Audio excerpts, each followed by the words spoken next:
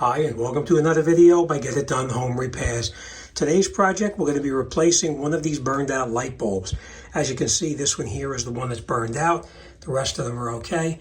But we are going to take the light bulb. To remove it, we take the bulb itself and we twist it counterclockwise to take it off. So we just take the bulb itself and twist it. All right, so let's turn the power off. Turn the bulb. And then you twist it and you pull it out. And as you can see, this bulb here has got these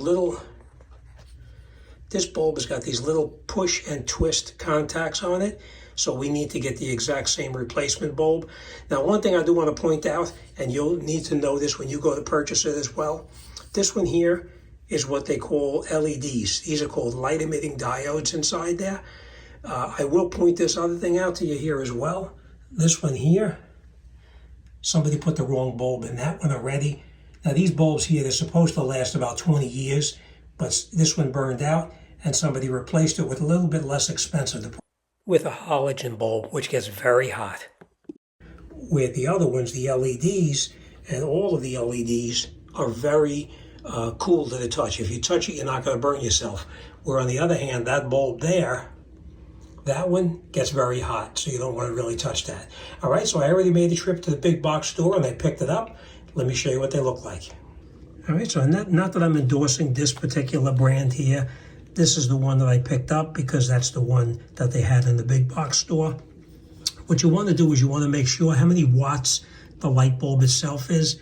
Now this one here is a 35 watt, just so you know. So let me just show you real quick. I'm going to take that other light bulb out. I want to show you something on that. Okay, so this is the bulb that I took out that somebody put the wrong bulb in. This is a 35 watt. And this one here is the one that I told you it's a very hot light bulb. So we're going to be changing two of them.